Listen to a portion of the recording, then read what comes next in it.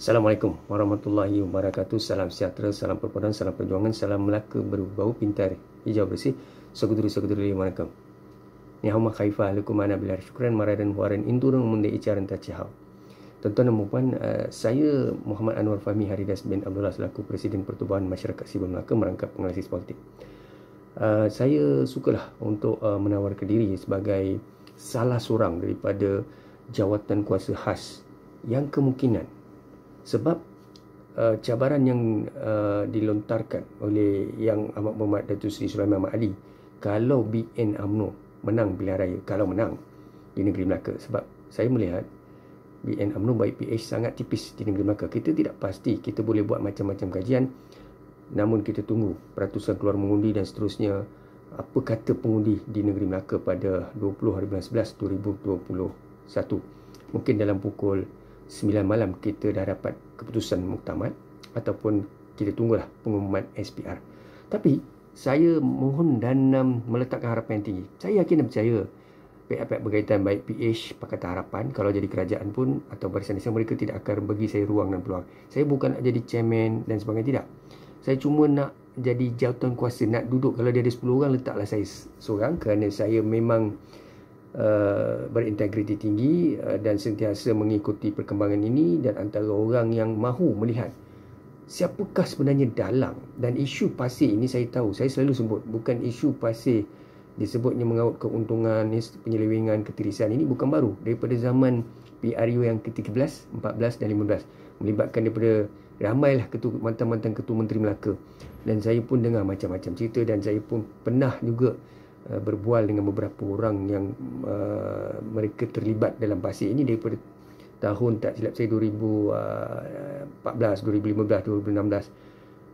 Mereka pernah bercerita tentang pasir ini, dan saya pada ketika itu saya bertanggapan isu pasir ini adalah hak negeri, kerajaan negeri, jadi saya tidak membuat apa-apa kesimpulan.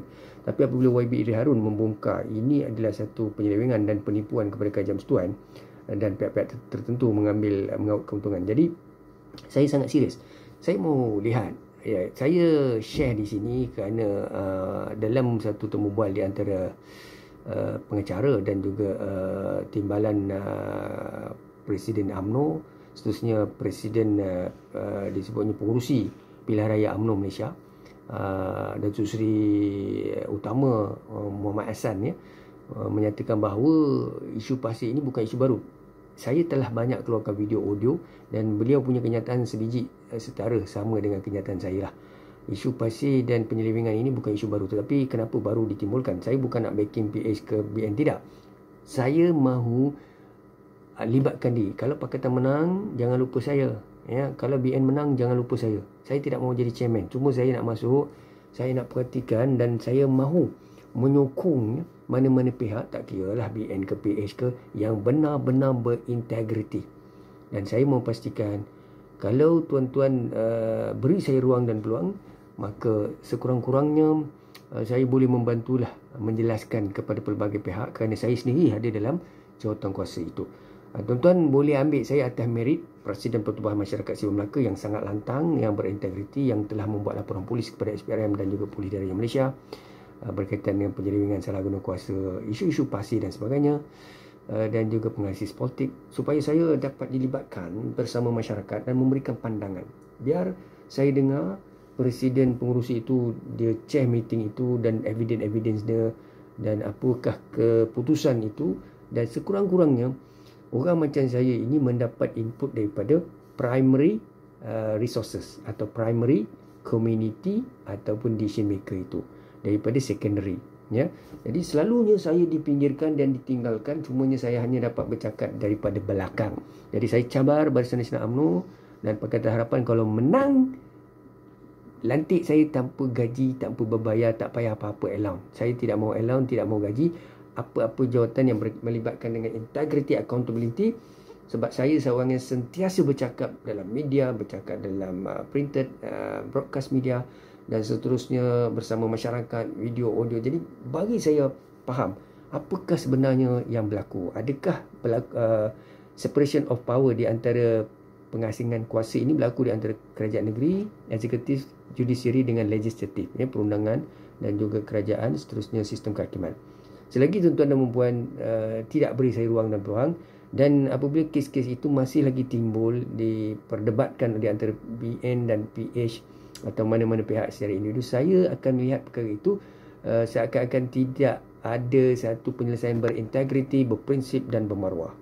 Jadi tuan-tuan kalau rasa mahu saya faham, tarik saya duduk dalam. Bukan saya gila jawatan atau perlukan jawatan, tetapi kebanyakan pengasut ataupun disebutnya si kitol yang ada bersama tuan-tuan, kalau BN menang, kalau PH menang, orang-orang yang sebenarnya rapat dengan BN, rapat dengan PH ataupun perikatan apa saja parti pun, mereka akan asut jangan benarkan Anwar Fahmi duduk dalam sistem tu, sebab bagi mereka kononnya saya akan mendominasi dan sebagainya, mengganggu proses. Tidak, saya seorang yang profesional, saya matang, saya menghormati chairman dan komuniti, tetapi saya mau dengar dan teliti dan memberikan pandangan. Kalau benda tu korup, salah guna kuasa, sudah pasti saya akan bersuara. Jadi saya cabar BN dan PH sebab Datuk Seri Sulaiman Maadi beritahu kalau beri dia mandat, beri dia mandat. Saya pelik juga, kenapa isu ini tidak diangkat sebelum pilihan raya? Maknanya kan perlu tunggu mandat.